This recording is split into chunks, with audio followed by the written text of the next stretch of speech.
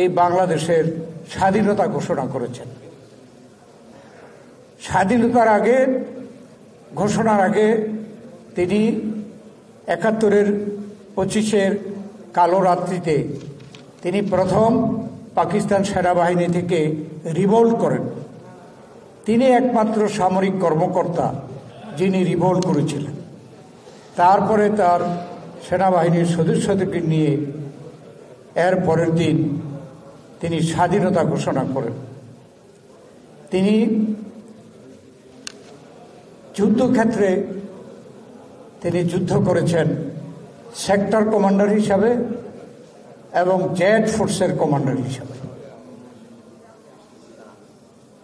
এবং তিনি নিজ হাতে যুদ্ধ করে দেশ স্বাধীন করে দেশে তিনি তার যে সেনাবাহিনী সেই সেনাবাহিনীতে ফিরে গেছেন এবং তিনি এই দেশের জনগণ কর্তৃক বীরোত্তম হিসাবে উপাধি লাভ করেছেন। তা একজন সৈনিকের জন্য এটাই ছিল যথেষ্ট এবং একটা সৈনিক জীবনের সাফল্য। তারপরে আমরা কি দেখছি যে মুক্তিযুদ্ধের পরে যে মুক্তিযুদ্ধের মূল চেতনা, সেই চেতনাকে যারা ক্ষমতায় ছিল অর্থাৎ আওয়ামী লীগ তারা ধ্বংস করে দিয়েছিল। স্বাধীনতা সার্বভৌমত্ব হুমকির সম্মুখীন হয়েছিল। গণতন্ত্র মূল চেতনা, সেই গণতন্ত্রকে হত্যা করে বাকশাল প্রতিষ্ঠা করা হয়েছিল। সংবাদপত্রের স্বাধীনতাকে সে ভুলণ্ঠিত করে মাত্র 4টি সংবাদপত্র সরকারি সংবাদপত্র রাখা হয়েছিল। দেশে যে অর্থনৈতিক লুটতরাজ হয়েছিল তাতে দেশে ৭৪ সনে দুর্ভিক্ষ হয়েছিল। দেশে প্রথম হত্যাকাণ্ড, গুম, খুন ওই সময়ে এই বাংলাদেশে শুরু হয়। এদেশের মানুষ তা সহ্য করে নেই।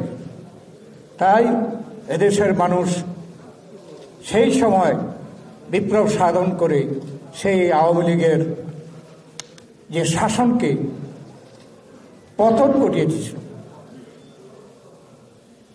তারপরে দেশ কিন্তু শান্ত হয়নি। সেনাবাহিনীর মধ্যে অস্থিরতা ছিল, দেশের মানুষের মধ্যে অস্থিরতা ছিল। সেই জন্য অভ্যুত্থানের পর অভ্যুত্থান ঘটছিল। একই পর্যায়ে 1975-এ 7ই নভেম্বর যে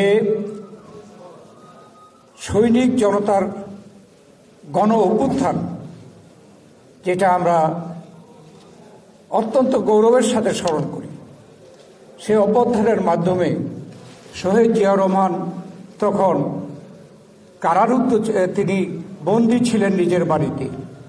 সে বন্দী অবস্থায় থেকে সেই সিপাহী জনতা জিয়াউর রহমানকে এনে ক্ষমতা দিয়েছে।